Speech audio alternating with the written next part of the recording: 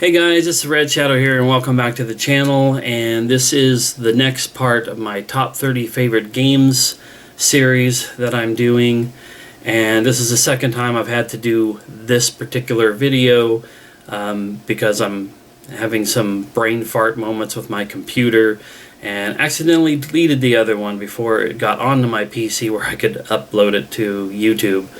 So I'm doing this again, take number 2 I guess. So anyway, this is, like I said, my top 30 favorite games, and this video is going to be numbers 25 to 21, and let's just go ahead and jump right on in. So, number 25 on my favorite games list of all time is a PC game, a 90s PC point-and-click adventure game. That's a somewhat common theme on my list because there are a couple other 90s era point-and-click adventure games that I really truly enjoy. This very first one is a sequel in a series of 2 games, but the only physical version I have of this is the 2 games together. So what we're looking at here is the box set for the box set is called Phantasmagoria Stage Fright, but there's 2 games in this: the original Phantasmagoria and the sequel, A Puzzle of Flesh. And while I do enjoy the first Phantasmagoria game, Puzzle of Flesh is my number 25 selection on my favorite games of all time. This game is campy, schlocky, kind of iffy acting, but it's just, in my opinion, it's both hilarious and funny and charming and oozes personality, and I really do enjoy all of the characters and the actors that brought the game to life in this. I'm not sure that this is a game that I would suggest that people go out of their way to play unless you were into some of those old 90s point-and-click adventure games but you never played it, or the original, because it's still a really good game too. But the sequel was just, at the time that it came out, I was working at a store in Montana called Shopko, kind of a Walmart clone. And the single big box version of Puzzle of Flesh was for sale on our shelves. And the couple guys that I was really good friends with back then, who were all into video games, we all used to kind of look at the different games that we had, both console and PC. And we used to comment on this one, especially because I wish I had the big box version of it so I could show. Because in this picture here, there's a skull sitting on the shelf here by these 2 games. It's covering it up, but it had a very hilarious rating system on it that rated it in terms of things like violence and language and sex and all this other stuff. And we were all just, I guess, you know, young and dumb and naive. We just thought it was hilarious that it was rated so high in terms of its violence and sex and nudity and language and its grim content and whatnot. Now, as far as the game is concerned, it's sort of like an 80s horror movie with the over-the-top special effects and the occasional weird creatures and stuff like that. And I don't want to like spoil the plot of it in case somebody were to go after it, but I guess a basic synopsis of it is you play as this guy here who, to be honest with you, off the top of my head, I don't even remember the name of his character. But he's the guy that you control in the game. He gets up one day and has to solve a few puzzles to get out of his house and go to work. And he goes to his job and he does accounting or filing work or something like that for a pharmaceutical type company. But the pharmaceutical company is kind of up to no good and doing some evil things. And he's got a grim backstory of his own, being like mentally and physically abused by his mom when he was younger, and having just a traumatic childhood that he's went to therapy over to deal with, and then that translates over into his normal everyday life, his job, his girlfriend. He's got a best friend that he hangs out with, and people at his job that he doesn't like, and all kinds of stuff. And I don't know, when I played it back then in those days, first of all, I didn't mention, it's a FMV game, or full motion video. So it's real actors standing on real sets, acting out these cutscenes that you'll get to when you do certain things in the game. And then the game is just like a screen with your character or something else going on, and you mouse around to different things on the screen that you can interact with. And you can go onto a computer and do stuff on there and send emails, and you can go to back to your apartment, or you can go to a local like bar and cafe type place where he and his friends hang out, and several other places, and lots of flashbacks. And this, like I said, the acting and the writing and the dialogue and the story aren't the most amazing things that you would ever see in a video game, but they really just did something for me. Something with this game clicked for me, and I had a lot of fun playing it, and still do whenever I go back to it occasionally. Like I said, it's not going to rank high on a lot of people's lists unless you're the kind of people who enjoy the so bad it's good type stuff. And I wanted to mention a little story or anecdote about the first game.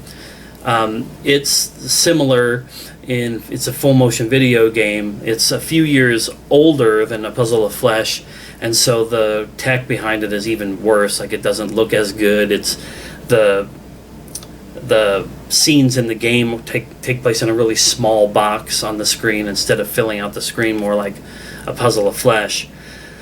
But several years ago, within the first couple of years that I was on Facebook, I found a Facebook page for Phantasmagoria, the first game, and liked the page and liked a few pictures that were on it. And within a few hours, the person who was running the page had sent me a friend request. And when I looked at the friend request, I was like, mouth open, jaw dropped. It was the lead actor from the original Phantasmagoria game that plays the antagonist in the game. Had sent me a friend request because he ran the page, and he must have been like, it's not like it was liked by thousands or millions of people. It was a small page, but it was hilarious, in my opinion, to be like, I just found this random page for a game that I liked back in the day, and the guy who was running the page was the main actor in the game, and he sent me a friend request.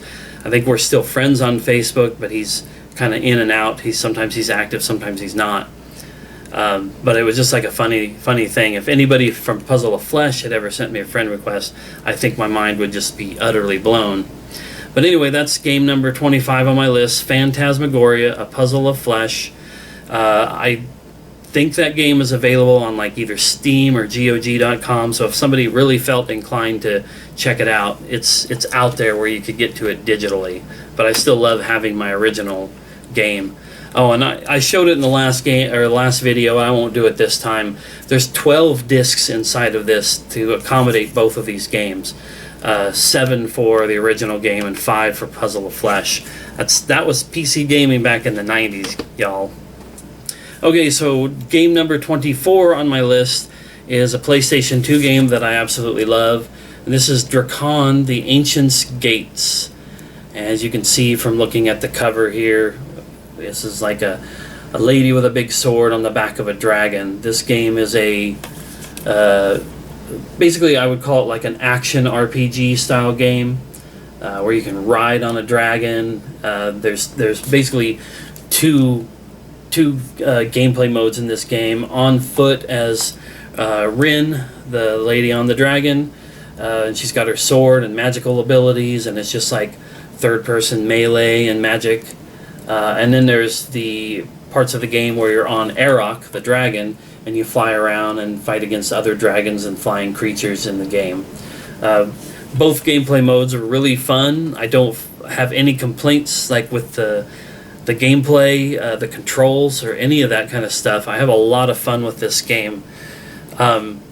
This is a sequel to a game that was only out on the PC, and I've never played the original. I would love to be able to figure out a way to play it. I should probably look that one up on Steam or GOG.com and see if that's available to check out. But what I do know is that dragons are were a prevalent presence in this world for a long time, but they sort of drifted away or disappeared. But something had happened that the Arok, the big dragon on here, awoke and basically bonded with Rin. So now they're basically like a pairing, not a relationship pairing, but like partners in trying to defeat evil in this world. Because the evil in this game is like some sort of entity that emanates out of a desert area that people don't really go to, but they're starting to come to where people live, and they're terrorizing, humanity. And so Rin, along with Arok, are trying to awaken other dragons, and I guess like pool their resources and powers and abilities. At least that's what I remember. In this, Warrior Rin and her dragon Arok must undertake a desperate quest to awaken the great dragons of a long-lost empire. Only the power of these ancient guardians can save the world from darkness. I hate to say it, but sometimes even with these games, like I played this, the last time I played this game was the beginning of last year, 2020. I almost got all the way through it, and had some sort of a glitch in my game. This game has some glitchy problems, but I'm aware of the problems that normally affect people, and I guard against them. But I had save issues with this the last time I played it, and I didn't get to finish it, but I came awfully close. But I don't know, it's just really, really fun. I'm not a huge fantasy fan. I like stuff like Lord of the Rings, and I've read some, D&D style books over the years, but it's not like I swear up and down by this. But there are some times, especially like in video games, when these types of, like this genre or whatever, really appeals to me. This game really did. This game came out in 2002, I believe it is. According to the box, it's 2002. 2 years later, World of Warcraft came along. Now, I didn't play World of Warcraft until like 2009, but when I started playing World of Warcraft, I noticed a lot of aesthetic similarities to this game. The worlds, the characters, the dragons, the different enemy creatures that you would face. And I imagine that's just because whoever originally came up with fantasy, that style of fantasy, from the elves and orcs to dragons and magic and all that, they all came up with a basic structure for all the different things that would exist in that world. And I just think that everybody after that has just borrowed liberally from what was originally created. And whether that was Tolkien or somebody else, I don't know. But that tie between Dracon and World of Warcraft, which is a game that shows up later in my list, are definitely strong, and so that just kind of boosts my love for all of those. So anyway, that was Dracon, the Ancient Skates, number 24 on my list. So number 23, originally 23 was a pretty cut and dried game until earlier this year I played the prequel for this game. And I think I loved the prequel as much, or perhaps even more, than this other game. But since it's kind of a package deal and it's my list, and I do what I want, make the call, I'm considering these two games as together on this part of my list. So this is game number 23 on my top 30 favorite games. This is Life is Strange. And this is the Life is Strange limited edition for PS4. And I'm not going to dig all the contents out of the box, but I'll show you on the back. Inside this game, obviously, or inside this box is obviously the game. And there's an art book. There's a soundtrack CD. And yeah, that's everything. So Life is Strange, published by Square Enix and developed by Don't Nod Entertainment. The original game came out in the PS3 360 generation. I played it all originally on the Xbox 360, but it was a digital version. I'm not even sure if they ever released a hard copy version for those old consoles. I may be very wrong on that, but by the time this version came out, I had a PS4 and I was like, I want it for the PlayStation 4. So in Life is Strange, you control Max here as she comes back to like her hometown after she's been gone for like 5 years. She's been off to college in Seattle, but she returns to the town that she originally lived in and gets to go to a special school that she wanted to all along, like an art type school, and she goes particularly for photography. And she goes to this school and you know, interacts with all the other kids, and it's kind of your normal like late teen, early 20-something angsty filled deal, and you're dealing with other kids that you don't really like, that are rude or even bully, and she's just trying to make do back in her first few weeks at this school. And eventually she encounters an old friend of hers, a girl named Chloe, who is kind of this punk rock chick, and she's been to this school, but she's been suspended or expelled, and through some very intriguing circumstances, they encounter one another, and Max discovers that she has a special power, an ability to rewind time and pause time and just manipulate time in general, and it becomes a really awesome gameplay aspect to the game. The ability to sort of like, oops, I made a mistake, maybe I better rewind and try this again, or did I make the right decision, should I go back or should I just proceed? And as she goes through the game, she discovers more and more of the things that she can do with this power.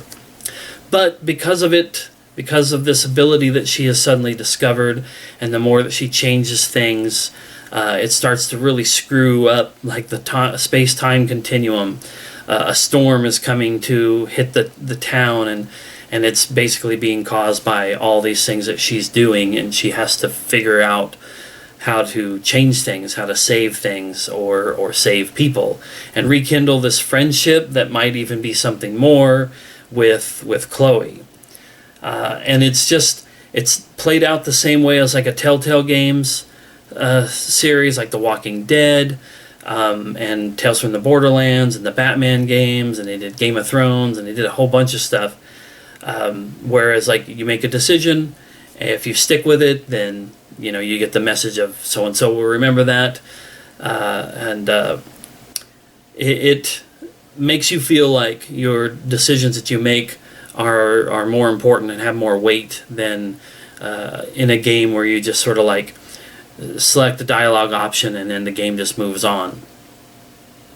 And like I said, when I first played this game, I was, you know, like moved and entertained and thrilled, and it was so much fun. And like, I'm sure a lot of people will look at this and say, why would I care about a game about like teenage girls in school? But I'm telling you, man, between the dialogue and the acting at times can be kind of corny and cheesy, but you just kind of have to accept that and move past it, because the story is really thrilling, and the moments between all these characters are gripping. And the music, the reason why I love all these different Life is Strange box set type things that I have, is the music is just fantastic, and the fact that you get the soundtrack for this in here is awesome, because it's all like indie pop rock type stuff, and it's just, I don't know, it works so well. And maybe if your taste in music is, my taste in music is just covers so much of everything that it doesn't matter. But if your taste in music is very specific, then maybe it won't do anything for you like it did for me. But I absolutely loved it and loved this game. The moment that I rolled those final credits on this, I knew it was going to be one of those games that would stick with me for a long time. But the reason why I said that this is kind of a 2-game entry on my list is because earlier this year I finally got to play this game. This is Life is Strange Before the Storm. This is the prequel done by developer Deck 9, and not by Don't Nod, who did the first game. And Life is Strange, the first game, like I said, like a Telltale game, it was released episodically. It had 5 episodes. Life is Strange Before the Storm was 3 episodes, and then there was a bonus episode afterwards. It was a little bit of a shorter experience. This is a prequel. It focuses mainly on Chloe, and during some of the time before, after Max had moved away, before she had come back in the first game. This shows Chloe and her friend Rachel, who was missing in the first game. This shows the two of them meeting each other and developing a bond that they did. One of the interesting things about this game is there's no power in this one. There was no ability to rewind time or to do anything else. There's been a Life is Strange 2, and later this year there's a Life is Strange True Colors coming out. Both of those games had abilities of some sort included in them, or True Colors will have when it comes out later this year. But in this one there was no power of any kind. This one really relied just on the story, the characters, the dialogue, all that kind of stuff. Now, there was I believe there was some sort of a voice actors strike at the time, so all the characters in this game that were in the original Life is Strange are voiced by different people. By the time you get all the way through it, you don't even notice it anymore. But I think that there were some aspects of the dialogue and the writing that was a little rough when compared to the first game, but I still think that this game, the story and how deep and impactful it is to get inside the mind of Chloe as she was changing because of who she was before Max left and before other things happened in her life, and the way she changed in response to those things. You get to see a lot more of that in this one. Chloe was kind of rough around the edges in the first game. In this one, you really get to see that she was way more, I hate to say human, because she was a human in the other one, but she was just so angry, and you couldn't really, in my opinion, you couldn't really relate through what happened in the first game to feel like I understand why she was that way. In this game, you'll understand why she got to be that way. And so, in some ways, as I said before, I think that this is maybe even my favorite of these two, but it's so close, and they just don't work without the other. That's why I have them together. I realize I didn't show on the back of this one like what's included inside this. This is basically the same as the last one. There's an art book, there's a soundtrack CD, and then there's the game, but there's also a lot of digital goodies. Some of this other stuff on here is digital stuff. But I really, like I said, I really love this. The music for this one is also amazing. Loaded with really great songs in the same genres of like indie rock, indie pop, indie punk type stuff. Really good. And then in addition to this, really cool limited edition, sort of like the original game, the limited edition for Before the Storm came with extra goodies, and that includes 2 like chibi style figurines for Rachel and Chloe. And then this box, which I haven't opened, but before I sat down to do this video for the second time, I actually looked it up online to see exactly what was in here, because I couldn't recall, and there's nothing on this box that says what is in here. But it's a 4-disc vinyl version of the soundtrack. It was just a part of this limited edition set. It wasn't like you, at least as far as I remember, it wasn't like you could just order this. I went ahead and got this limited edition set because I had the first one, and then this one comes with vinyl. I don't do anything with vinyl. I don't collect them. I don't listen to them. I don't have a record player, but I do have a few things in my collection all around of vinyl. So, this is just a nice little collector's piece that'll sit on the shelf.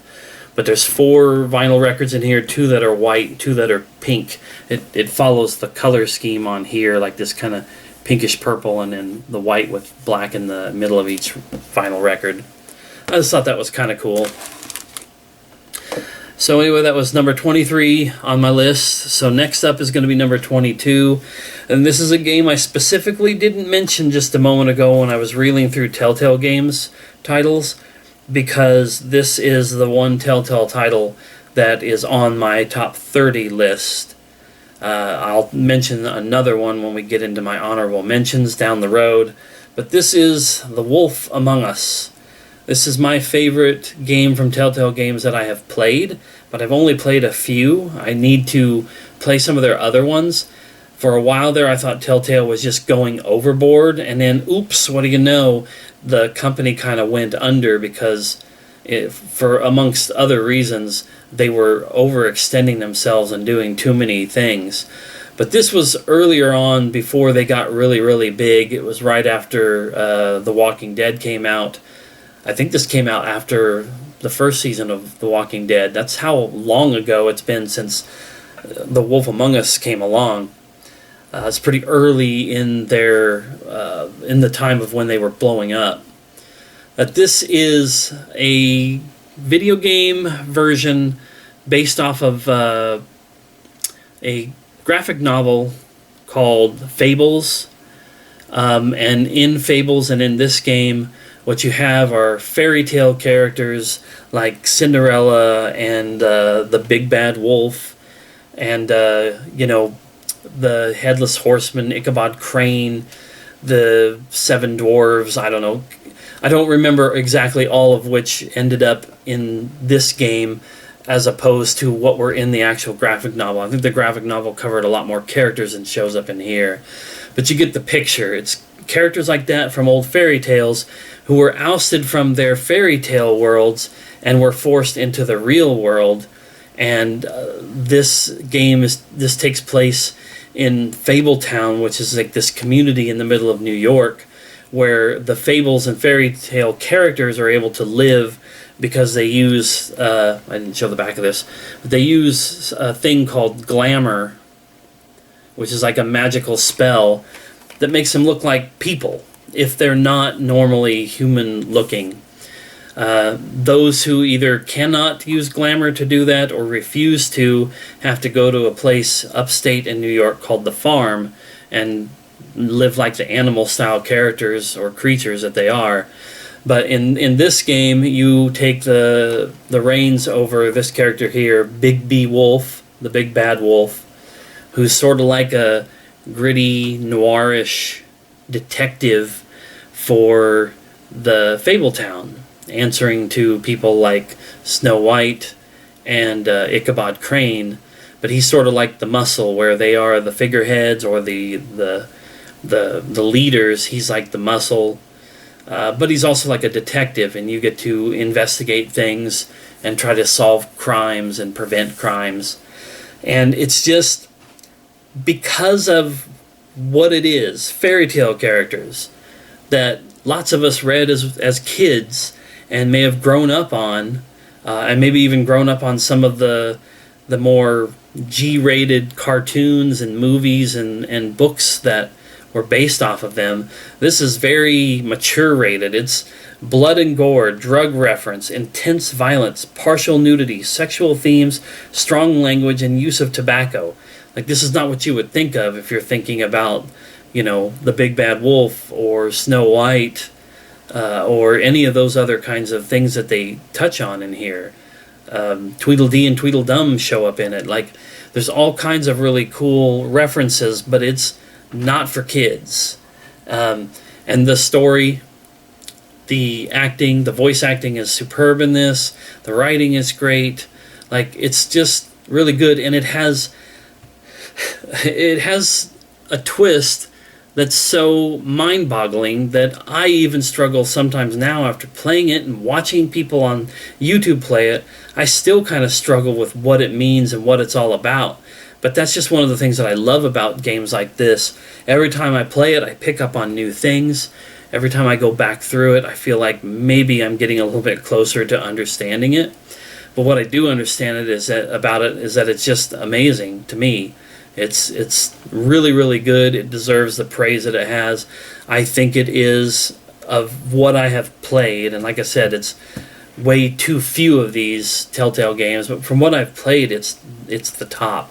It's top notch for what they did in that handful of years that they were this amazing company. Like I said before, they folded a few years back, and it was kind of abrupt, and it was kind of shitty to the people who were working for them. But as far as I know, most of those people ended up kind of moving on in the industry to something else to do. Well, then it was like a year and a half later, and another company bought the rights to the name Telltale Games and some of the properties that they were working on, and are going to continue some of those properties, and this is one of them. There will be a Wolf Among Us 2, but it's coming from this new Telltale Games that I'm a little bit worried about what they're going to do, what their capabilities are going to be in terms of matching the quality, of the games that the original Telltale did. But I'm going to give them a fair shake, and we'll see what happens. So anyway, that was game number 22 on my all-time favorites list. We're down to my last game on this particular video, and that is a big one. Maybe some people will be surprised to see that it's only at number 21 on my list, but don't get me wrong, this game is still amazing. I still absolutely love it, and it is a true masterpiece in my opinion, and that is The Last of Us for PS3, and then I have Last of Us Remastered for PlayStation 2. And just to get it out of the way, in case anybody cares, I do have Last of Us Part 2. I have played Last of Us Part 2. I love The Last of Us Part 2. It's not as good to me as the original, not necessarily for the reasons that anybody might think. I'm not going to get super into that. If I decide I want to sometime down the road, I may talk about my thoughts and feelings on Part 2. But I thought it was a really amazing game. It's stunningly beautiful. I love that they expanded on the game to be longer than the original game, to give more to do in it. The storyline decisions that most people, have gotten up in an uproar over, I don't have any problem with it at all. But like I said, I won't worry about trying to talk about that here. If I decide to, then there'll be a video somewhere down the road, and you can hear what I have to say then. But as far as this game is concerned, it's just amazing. This and Grand Theft Auto 5 were the two reasons why I got a PlayStation 3. For this generation of consoles, I got a 360 originally in 2010. I didn't get either system at launch because I never get a system at launch. I usually try to give a couple of years worth of time in there so that the consoles can, they can work out any kinks in those consoles. And boy, did this generation of consoles have issues. The red ring of death for the 360 was heinous for those first couple years. And PlayStation 3 had the yellow light of death, I think it was, or the yellow ring of death. And that was problematic as well. When I got a PlayStation 3 in 2012 or early 2013 to be ready for this game's release in Grand Theft Auto 5, I didn't use it right away, but when this was the first one, because this was in June, I believe, of 2013, and Grand Theft Auto was in September or something. When I did finally hook up my PlayStation 3, it was great. I loved it. I played this. I played Beyond Two Souls, GTA 5, and then a bunch of other games. I was starting to shift over to the PS3 being my main console. Once again, I've always pretty much been a Sony guy since the PS1. The 360 was a choice just because it was cheaper at the time, and that was at the time when I was getting divorced and I was living with my dad and my grandma, and all of my game consoles and shit were at my old house with my soon-to-be ex-wife, and that summer 2010, I just wanted a console to play games. Games are my thing. It's really just about all I've got. So I bought an Xbox 360 just because they were cheaper. But it was stuff like this that pulled me back over to Sony. Sadly, about a year and a half after I started to go heavily into my PS3, the HDMI output went out, and I had to go back to the 360 basically until I got my PS4. But during that time of having the PS3, I got to play amazing games like The Last of Us. I'd always wanted to play Uncharted. I'd known about Naughty Dog for years, since Crash Bandicoot on the PS1.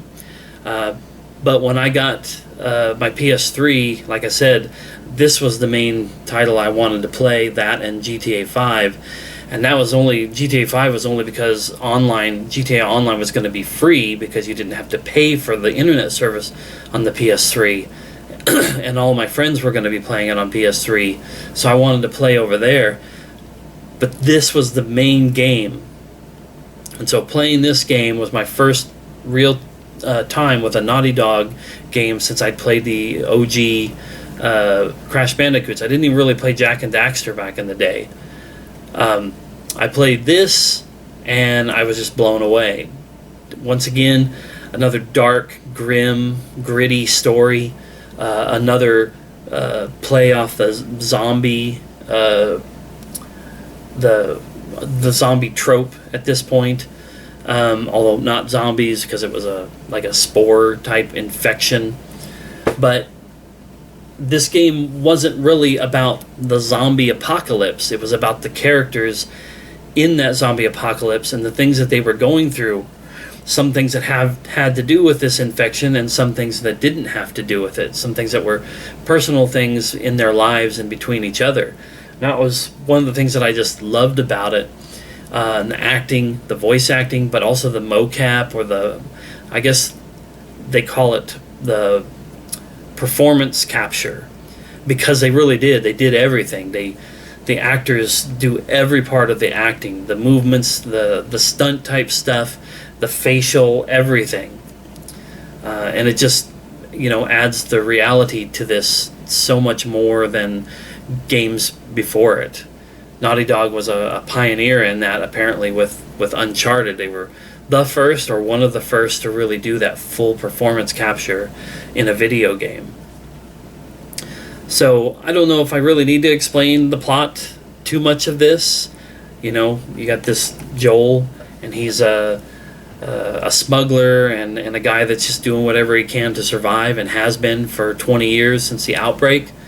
And he gets tasked, along with another person, in smuggling this girl Ellie to a group called the Fireflies, that goes from go across town, take a couple of hours, to goes all the way across the country and takes the better part of a year. And lots of shit goes down in that time frame. That's really just about all I can say about it. You've either played this game and you know what it's all about, and you either love it, or you weren't interested, or you weren't impressed, or you don't give a shit about this game. And some people even disliked it because they consider it to be an overhyped and overrated game. I don't know. I loved it, so I don't know if I can say that it is that. I suppose to some that's true, and to a lot of others it's not. When I got the PS4, the remastered version was something I definitely wanted to get. One, because I knew it was going to look a little better and probably perform a little better. But two, there was DLC that is included directly on the disc with this. Yeah. Although I did buy and play the DLC for Last of Us, the Left Behind DLC, on the PS3 originally. But it was just nice that this was all together on one disc, and for the console that I'm playing all the time now. I don't know. I don't know what else to say about the game. Like I said, it's either your thing or it's not. And like I said, the discussion for part 2 is for another time. But anyway, that's the next installment of this list. Games number 25 through 21. And I'll endeavor to get the next few videos up in the next like over the course of maybe the next week or so. And just in case anybody cares, anybody gets to this part in the video, you may have noticed that I did like more involved and more intricate thumbnails for these videos. I'm not saying that they're great. I went to canva.com when I searched free thumbnail software and started messing around and was able to create a thumbnail. So in case anybody just noticed that and was wondering, I may try to use just basic free software like that to create thumbnails on all my videos, that are coming up. It might be better than some of the crap that I use now, but we'll see. So anyways, thanks for watching, and if you got to this part, like I said, appreciate it, and we'll see you next time.